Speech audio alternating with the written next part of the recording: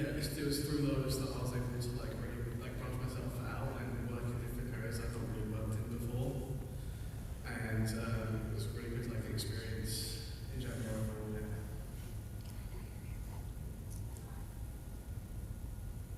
Yeah, and I can jump in on sort of managing that sort of cross interdepartmental style of learning. Like obviously, we've been talking about like we all want everyone on the crew to get as excited as possible about what they're doing because that's the only reason we're doing it, right? We're excited. And so we absolutely encourage people to like, you know, explore parts of the game development that interest them and branch out things like that. But from like a management perspective, not management, like tech lead is, there has to be a bit of balance too, because you know, we also want to bring people that have skills and that can teach, right? We don't want to have like just a bunch of people always trying to figure it out all the time, because then that can just get kind of draining and maybe a bit demoralizing. So we have to keep sort of a healthy balance of people who can guide those people to learn from people learning from them, you know, that kind of cycle. And make sure that we have that, we strike that healthy balance. And so that's kind of what I'm thinking about when I'm trying to sort of bring new people in to the crew or train up the people that are interested in what they're doing. And also time is always a finite resource. The more people we have to, or the more people that we want to bring up, but the more time is going to take away from other things that we might be working on. So lots of balancing, but it's a fun exercise.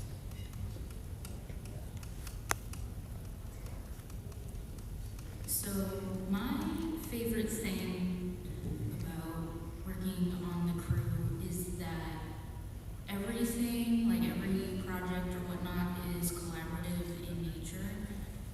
And by that I mean it doesn't matter what role you have on the team, you're able to discuss and give opinions on things you don't like, or things you like and don't like. And even if you're moderator or support person and your job doesn't necessarily affect development, your opinion on our projects and things we work on is equally as important as someone who is a developer. So I just really love that, because that means everybody gets to come together and discuss things as a whole team.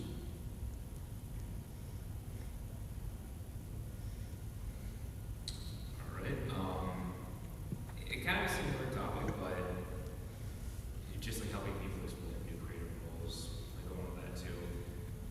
I assume we kind of discuss that with you, but when you encourage someone, like you have someone that, like you see them contribute to this space, say, hey, I want you to try this out. Like, how do you encourage that with your staff and people that come to volunteer? I would say that kind of like sort of lends itself back to the fact that we're such like a volunteer-oriented project. Like we're really not afraid to like make mistakes. You know, try something if it doesn't work out, like you know, keep going with it. So we're just like keep exploring, keep iterating until something works. You know, we're really big on just you know the ideation of it first. You know, we try to not really limit ourselves on what we think we can do, what we know we can do. It's just we always think really grand in terms of our ideas. You know, path forward for the community, the game as a whole. And again, it's really just a lot of figuring it out and trying our best. Another thing we're big on too is, you know, really sort of like speculative nature of things, right? Like we have a lot of clearly defined roles within the Corporate Clash group, but really a lot of people we brought into in sort of this speculative space where, hey, they approach us with, you know, a skill set that we didn't even realize we needed for something, and suddenly, you know, it's become very, very useful for something. Or, you know, the opposite of it. Maybe they're already on the team, but again, they bring a skill set, they bring, you know, something that they do in their own personal life, you know, into Corporate Clash, and it lends itself really well. Kind of one thing I really want to highlight that, so you might have noticed right in the middle here, there's this lovely, lovely little guitar here. For those who don't know, this is the Shredder. This is the guitar that Pacesetter, one of our very beloved characters, uses throughout you know, his instances, his fights, and that again came out of the speculative nature of a lot of the things we do. We have an amazingly talented artist on the team, if you're in the live stream, shout out Chris. You know, he's got a huge background in sort of like set design and 3D printing, and he approached us like, hey, you know, we're doing this PAX thing, what if we bring one of our props to life? And you know, again, we don't have any official prop designers on the team or anything like that, because we're none of them. But, you know, when opportunities like that come up, it's really cool this can happen. Yes. The problem.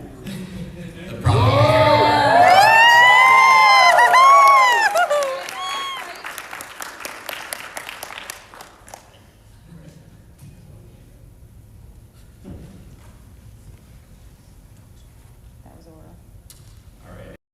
Kind of got your thoughts on the rear this, but we've all talked about Flash and Toontown as a whole, it's important to us, but anything else you want to add on that? And I guess I can start with Yeah, I can go for it. Yeah, just sort of this might be going back to like maybe career or like external contributions, but I just have to. We also try to when we can, and it's from a technical perspective. It might sound like I have a very limited perspective, but I kind of do, but you know, I get really into it. We try to cross collaborate as much as we can, as feasible, without sort of getting very away with the nature of it with other projects. So like we share tools that might be useful with other projects. We share ideas. And just the other day, someone from another Toontown project was like, "Hey, I saw this file in your code or whatever the client code." And I was like, "This might not be right." I was like, "You might be right." And we kind of talked about that a little bit. Yeah. We try to contribute to open source when we can. I myself have contributed not only to the open source game engine that Corporate Cloud runs on, but to projects that also build for that thing, like all the way up the chain. Like, so there's like lots of opportunity if members are willing to sort of give back to the tools that we rely on, and also give some sort of knowledge share to other projects. I don't know if anyone else wants to jump on that. I think that does really highlight why Toontown is so important, because that cross collaboration between the different teams and projects and developers really is a testament to just the fact that Toontown as a whole is really this one amazing community that is creative, that is contributive, that is just amazing at shaping and telling these amazing stories that are completely original, and yet still have that tie to that original project that was, over 20 years ago. And I think, when I think about why, that's important, I just think that, we're all here at PAX. PAX is one big community. It's really important for us to celebrate throughout the weekend. All these great games, meet the games, and these niche community. And Toontown is an important piece of the puzzle. That's why we all work together to bring this to you all here. The game is just impactful to so many of us, and it's really awesome to see so many of you. It says a lot when a game that died over a decade ago is still being kept alive and basically going different ways, even more looking at it. But no time to stop it yet.